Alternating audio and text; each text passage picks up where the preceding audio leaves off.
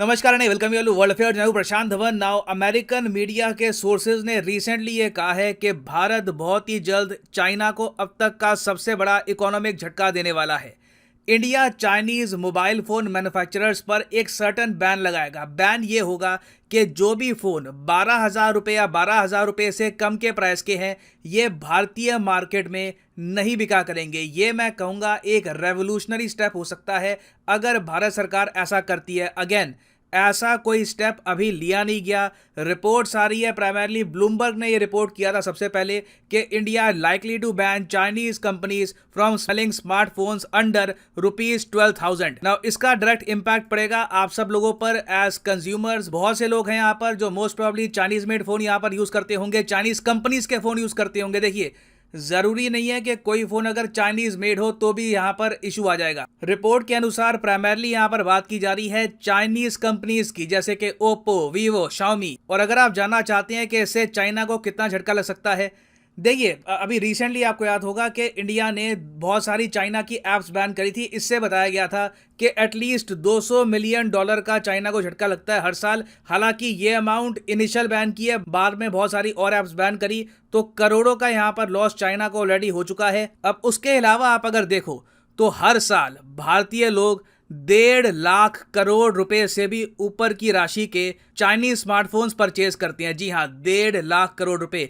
और ये भी मैं आपको कंजर्वेटिव एस्टिमेट बता रहा हूं, जो रियल नंबर है कोई बड़ी बात नहीं है। 1,60,000 1,70,000 करोड़ भी हो सकता है। अब यहाँ पर आप कहोगे अच्छा तो मतलब इसका यह है कि जो सस्ते चाइनीज स्मार्टफोन होते हैं क्या वो भारत में बिका नहीं करेंगे। देखिए रिपोर्ट के अनुसार से, अगेन मैं कहूँगा कोई निर्णय अभी लिया नहीं गया, मगर रिपोर्ट के हिसाब से जो भी चाइना के बहुत ही सस्ते स्मार्टफोन हैं वो भारतीय मार्केट में 12,000 से कम के नहीं बिकेंगे। तो मतलब कि हो सकता है कि 13,000 या 12,500 के आसपास भी बिके। अब यहाँ पर आप कहोगे ऐसा क्यों किया जा रहा है। देखिए भारत सरकार चाहती है कि यहाँ पर ये एक ऐसा सेगमेंट है जहां पर इंडियन कंपनीज राइज करे, जैसे कि लावा है, उसके अलावा माइक्रोमैक्स है, वेरियस और कंपनीज हैं इंडिया की। ये अभी चाइनीज कंपनी से कम्पीट नहीं कर पा रही। अब यहाँ पर आप कहोगे तो इंडियन कंपनीज को बोलो ना, उनको सब्सिडी दो, यहाँ पे आम इंसान पे बोझ क्यों डाल रहे। देखिए प्रॉब्लम यह है कि चाइना की जो कंपनीज हैं इन्होंने बहुत ही स्ट्रैटेजिक तरीके से अपने फोन के प्राइसेस ओवर द इयर्स बहुत कम करके रखे हैं।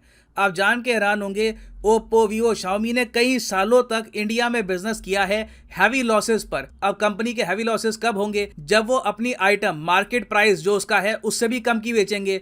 तो चाइनीज स्मार्टफोन्स ने ओवर द इयर्स इतने ज्यादा हैवी डिस्काउंट दिए, इतने ऑफर दिए कि जो मोबाइल सेलर हैं, जो रिटेलर हैं, उनको भी काफी प्रॉफिटेबल लगा। जो कंज्यूमर है उनको भी अच्छा लगा कि 9,000 रुपए में इतना कुछ, इतनी जीबी रैम, इतना यहाँ पे हार्ड डिस्क मिल जाएगी। तो लोगों ने चाइनीज फोन परचेज करने स्टार्ट कर दिए। और भारत में ही आप अगर देखो तो इंडियन स्मार्टफोन कंपनीज के पास कितना शेयर बच गया, अब 1 से लेकर 2% के आसपास। They are barely able to survive. कभी सोच कर देखना पिछली बार कब किसी इंडियन कंपनी का स्मार्टफोन आपने किसी के हाथ में देखा होगा, बहुत ही रेयरली हुआ होगा। तो आइडिया देखिए यहाँ पर यह है कि एक फेयर मार्केट हो जहां पे कोई कंपनी हैवी लॉसेस करके, क्योंकि देखो चाइना की कंपनीज को पीछे से सहारा होता है चाइनीज गवर्नमेंट का।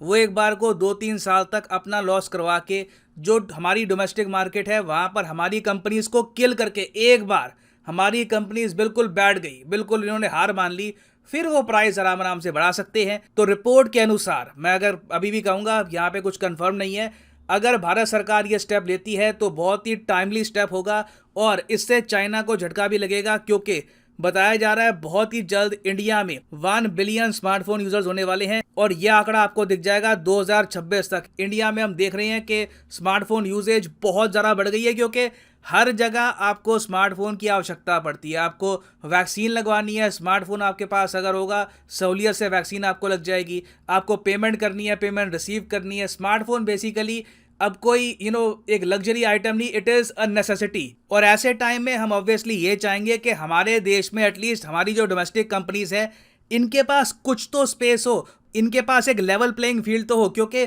हमारी जो प्राइवेट कंपनीज है उनको भारत सरकार सीधा सपोर्ट तो करने नहीं वाली। तो यहाँ पर मैं आपसे पूछना चाहूँगा, अभी अगेन ये रिपोर्ट है, कोई डिसीजन अभी लिया नहीं गया। यहाँ पे मैं आपसे पूछना चाहूँगा कि क्या आपके हिसाब से ये निर्णय ठीक होगा, क्योंकि इसका इम्पैक्ट घूम फिर के आपको ही पड़ेगा। जो स्मार्टफोन जो थे 12,000 का जो बिकता था वो 13,000 14,000 का बिका करेगा इन द नियर फ्यूचर। 9,000 8,000 रुपए के जो चाइनीज स्मार्टफोन आते हैं मार्केट से गायब हो जाएंगे। चाइनीज कंपनीज को डेफिनेटली उनमें चेंजेस करने पड़ेंगे, अपनी प्राइस एडजस्टमेंट करनी पड़ेगी, उनके प्राइसेस बढ़ाने होंगे। तो यहाँ पर मैं जेन्युइनली जानना चाहूँगा आपका ओपिनियन कि क्या ये एक सही निर्णय होगा या फिर आप मानते हैं कि there has to be another way, ये करना ठीक नहीं होगा। अब अगेन इस सब के बियॉन्ड आप मुझसे एक और सवाल यही पूछ सकते हैं कि क्या इंडिया ये सब जियोपॉलिटिकल टेंशन की वजह से कर रहा है। देखिए मैं ये रूल आउट नहीं कर सकता, ये रूल आउट करना बिल्कुल गलत होगा कि भारत सरकार ये अगर स्टेप लेती है तो इसके पीछे कोई जियोपॉलिटिकल एंगल नहीं होगा। अभी रिसेंटली हमने देखा है कि श्रीलंका में चाइना की शिप डॉक करेगी या नहीं करेगी, उसमें ही इंडिया चाइना इनडायरेक्टली भिड़ गए।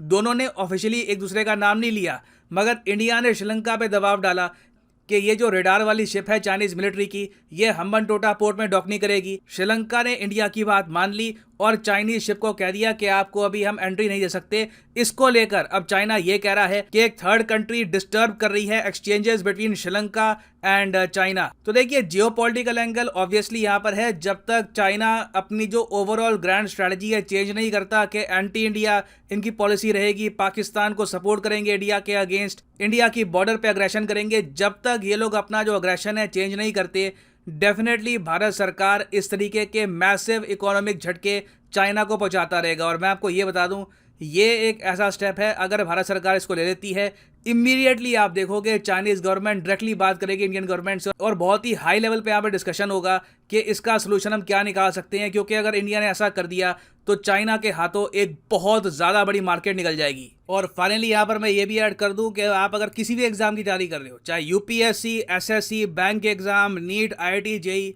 आप कमेंट सेक्शन में जाइए।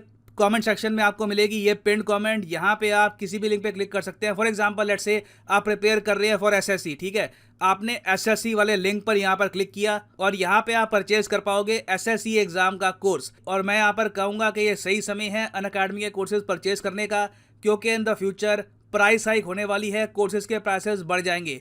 तो किसी भी एग्जाम के अगर आप कोर्स परचेज करना चाहते हैं, buy it now, a price hike is coming soon. मगर अभी भी यहाँ पर जो प्राइसेस लिखे हैं ये पे करने की आवश्यकता नहीं है, सिंपली यहाँ पर कोड यूज करिए PD10 and the prices will start falling, prices अपने आप गिर जाएंगे। So use the code PD10 and save money. So इसी नोट के साथ ये है वीडियो का अंत। Thank you for listening and as always God bless you all.